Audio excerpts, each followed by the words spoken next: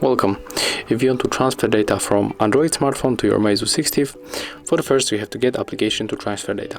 And I can recommend you this application. The name is CLONEit. So we have to go for the Play Store, tap on the search bar and type here CLONEit. If you download this application on both smartphones, you can open it. Click sender on your Android phone and receiver on your Meizu. If you got here any request for the permission, you have to accept all of them. Then click on the search again.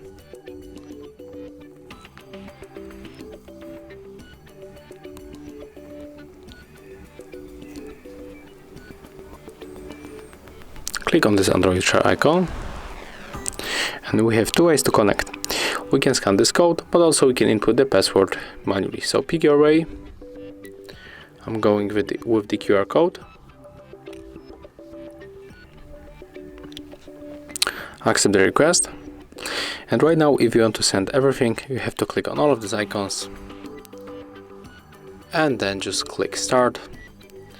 But in my case, I'm going for the details because it's only example. So I'm going here and I will send maybe this song and also this one. I'm going to unselect other stuff. Click start. Okay. And as you can see, it's finished. So thank you guys for watching. Leave thumbs ups, comments and subscribe to our channel. See ya.